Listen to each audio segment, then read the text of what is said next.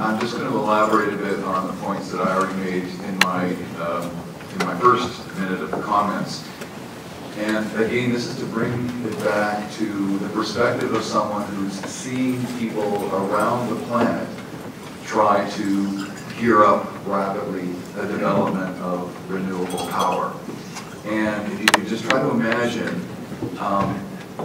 when I'm hearing here in British Columbia, oh, how dumb our government is, or insidious in what their real goals are, or the process is so flawed. I'm hearing that in every jurisdiction around the world that's seriously trying to do that.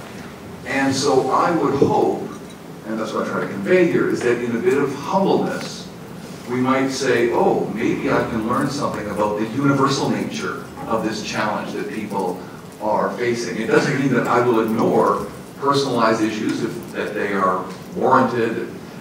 It's all Gordon Campbell's fault or some other plan of someone. You know, there may be sides to that that need to be addressed, but what I get struck by is the international nature of the challenge of rapidly scaling up renewables. Now, I was going to just read a bit from a book that I published in 2005, and it's called Sustainable Fossil Fuels.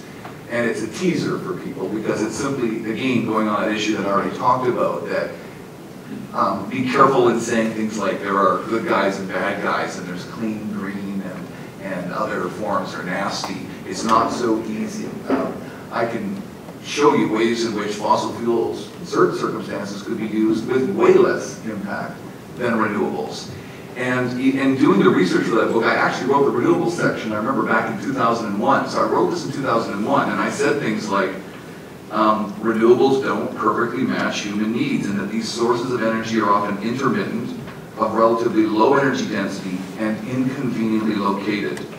Overcoming these three challenges can engender significant land use conflicts, environmental impacts, and high costs, and on from there. So for me, it's been kind of interesting recognizing that if we do that kind of scale up, there are going to be challenging impacts from doing it. Then finally seeing, oh good, we've got a government somewhere, and some governments who are starting to make this effort.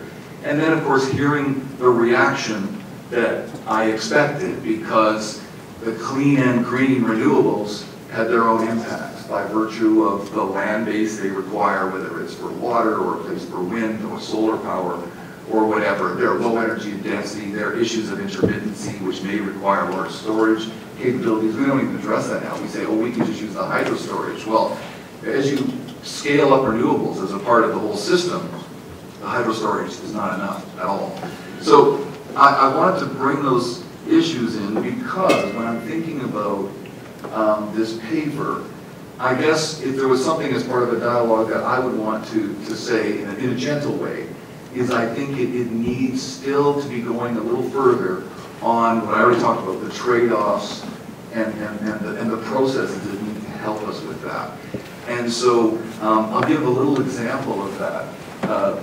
15 years ago, I used to teach for my graduate students a land use planning process that the Northwest Power Planning Council was starting for the states of Washington, Idaho, Oregon, and Montana, because there they were trying to ramp up renewables and especially looking at run-of-the-river and so on. And then what they did is they said, well, let's do, I think it's called IPPJaccard technique, you probably taught it a long time ago, or still do, I don't know, but it's overlay, where we're kind of doing what we're talking about here, saying what are different values for this valley bottom for communications, or it's a special place for First Nations people, or recreation, or pristine preservation. And then they did that sort of map. They did separate people in groups, went out and made the maps of the areas, of the things that they knew were most sensitive. And then they overlaid all the maps. And it was a black map. So we were no further off ahead then. Then we had to go back and say to people, so okay, this kind of river basin planning of areas of concern doesn't quite work. Now we've got to back up and say, how do we try to make people rate the values that they've got for these different things, so we can start to see we can create some areas of gray and so on. So I describe that also because the other element that troubled me a little bit in the language here was some idea that, you know, if we only got the process better, then we'd all kind of agree on where to develop what. And I guess maybe Paul mentioned that earlier. I don't think that will be the case. I think that the land use requirements of renewable will always be in someone's backyard. And human beings being as diverse as they are in their interests and perspectives, there will be people who don't want this project no matter where it is.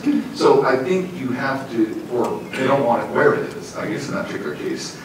I think somehow when we talk about a process, we need to be talking about a process that it almost is even more ambitious than what you're saying, because I'm sort of hearing we need a land use, river basin, energy planning process. And I'm saying if we're doing that as a society, where does that fit in with something like a climate change plan?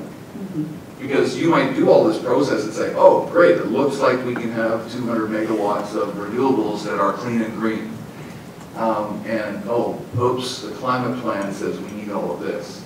So somehow, even when I am hearing here that we need to improve the land use planning processes that have gone on so far, and I agree wholeheartedly with that, I want to at least convey the message from what I'm seeing happening all over the world, that still won't be enough. You're going to need a little bit of a hardball decision-making process that takes into account that some people won't be happy with certain outcomes, but that as a society you may decide you need that particular outcome for different or bigger or whatever sustainability objectives. That sustainability is different things to different people depending on what's going on where. So I haven't been as specific, but as I'd like to be, but at least we still have time for dialogue. But the area where I would go on this is to try to integrate literally the energy planning and approval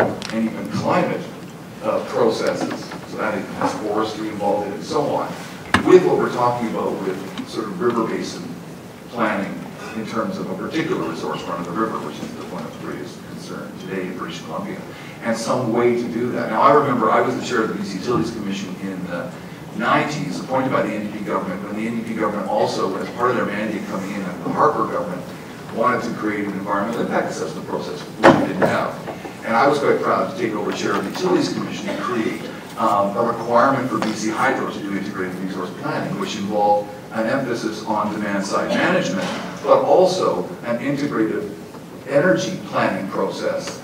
And what we worked on at the time was how to mesh the environmental impact assessment process with the energy planning process. And we actually put together some very nice proposals. Those were never followed up on by the NDP government. They were never followed up on by the subsequent government that we have today. And I think if I'm to make some offer, that's where we need to go in a big way. And so that's where I would move further with this idea that we're not going to have complete consensus and that there isn't something that's clean and green. And so we have to really be thinking about processes that help us to make decisions that involve some people not getting their way. And so even something like the Bill 30 that people talk about, I'm not sure where I stand on that because I think I'm too ignorant to be able to say. But I'm not easily able to say, oh, there's no way that a government at a provincial level can tell local governments whether or not to approve something. I can see cases where that would be a requirement. So I'll stop there.